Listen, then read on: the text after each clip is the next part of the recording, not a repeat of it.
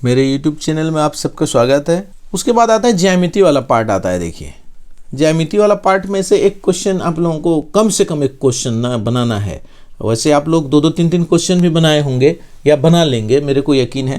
तो आप एक क्वेश्चन तो कम से कम होना चाहिए जिसमें कापी जमा करना है आपको, यानी कि 3 सेक्शन से 3 क्वेश्चन आपको जमा करना है जिसमें आपको 15 अंक मिल सकते हैं। अगर आप अच्छे कापी बनाएंगे, अच्छे साफ सुथरा बनाएंगे, एकदम सही बनाएंगे तो आपका पूरा 15 नंबर भी आपको मिल जाएगा।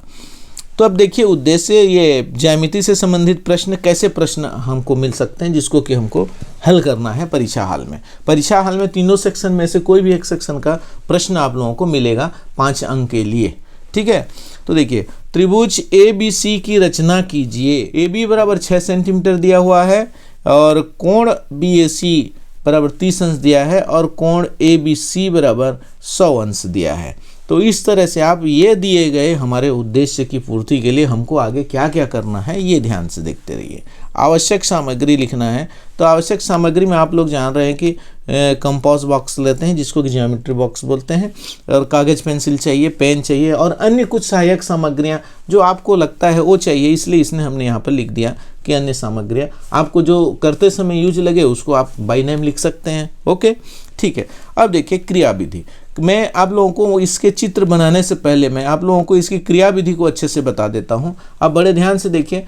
क्रिया विधि आप लोग अपने मन से कीजिए, अपने मन से लिखिए, जैसा करते जाते हैं वैसा लिखते जाइए। मैंने आपको यहाँ पर एक छोटा सा शॉर्टकट पद दिया जिससे कि आपको अच्छे से समझ में आ सके। देखिए सबसे पहले एक लाइन की आधार रेखा AB 6 सेंटीमीटर ले लेते हैं। ये हो गया। मैं पहले इसको क्रिया विधि को पढ़ के बताता हूँ, फिर आप लोगों को यहाँ बनाते हुए दिखेगा, ठीक है। A पर 30 अंश का कोण बनाएंगे और B पर 100 अंश का कोण बनाएंगे, ठीक है।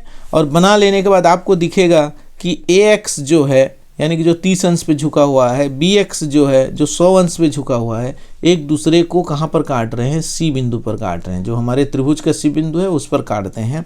तो इस तरह से अभिष्ट त्रिभुज ABC प्राप्त हो जाता है। आई बात समझ में? अब यहाँ पर मैं आप लोगों को ले करके बताता हूँ। यहाँ पर देखिए ये, और इससे भी अच्छा मैं आपको डायरेक्ट इसका जो बनाना कैसे है वो भी बताऊँगा मैं आपको। अब हम एक लाइन ले लेंगे AB बराबर 6 सेंटीमीटर। उसके पश्चात A पर हम 30 अंश का कोण बनाएंगे चांदे की सहायता से और इस तरह से AX खींच लेंगे। जब AX खींच लेंगे फिर B पर हम 100 अंश का कोण बनाएंगे चांदे की सहायता से और इसको BX की ओर ले जाएंगे, जो एक दूसरे को, जिसका नाम कि हम C दे देते हैं। चूंकि ये हमको त्रिभुज ABC बनाना है इसलिए ये ABC हम इस तरह से नामित कर देंगे। तो अब देखिए तीसरा सेक्शन में त्रिकोणमिति, ठीक है। त्रिकोणमिति से संबंधित एक प्रश्न आना है। उनका इस तरह से बोर्ड के निर्देश के हिसाब से ये कक्षा 9वीं के लिए भी तैयार किया गया है। तो यहाँ पर उद्देश्य देखिए, इसका उद्देश्य हम कैसे प्रश्नों को यहाँ पे ले सकते हैं। निम्नलिखित के मान ज्ञात कीजिए। अब कैसा एक प्रश्न मिलेगा, ये देखिए sin 30 इंटू गुणा cos 45 और sin 30 गुणा sin 45। तो इस तरह से इनकी गुणा करेंगे और उसके बाद ये माइनस करेंगे। देखिए यहाँ पर, ठीक है, ये माइनस कर देंगे। उसके बाद जो आंसर आएगा वो हमारा परिणाम होगा। तो ये हो गया उद्देश्य। अब आवश्यक सामग्री, त्रिकोणमिति सारणी यहाँ पे बहुत जरूरी है, आप लोगों को पता होगा। यहाँ पे आप लोग त्रिकोणमिति सारणी का उपयोग कर सकते हैं, चाहे तो सारणी भी बना सकते हैं या उसकी ज़रूरत नहीं है, खाली त्रिकोणमिति सारणी याद भी होना चाहिए। इस बात को ध्यान में रखिए, ये याद होना चाहिए। उसके बाद आता है क्रिया विधि। देखिए सबसे पहले हम लोग करते क्या, क्रिया विधि में हम लोग त्रिकोणमिति सारणी की सहायता से क्या करेंगे? cos 30 का मान, sin 30 का मान, cos 45 का मान, sin 45 का मान नोट कर लेंगे। √3/2 ये 1/2 sin 30 का, और cos 45 का जितना होता है आप लोग जान रहे हैं, sin 45 का भी उतना ही होता है। ये इजी हो गया, ठीक है। अब आते हैं मान ज्ञात करना। इसको किस तरह से मान भरेंगे और ज्ञात करेंगे। आप लोगों को ये याद है इसका प्रश्न, cos 30 cos 45 sin 30 sin 45। तो यहाँ पे cos 30 cos 45 यहाँ पे है और माइनस sin 30 sin 45 यहाँ पे है। ये देखिए इसका मान रखना है।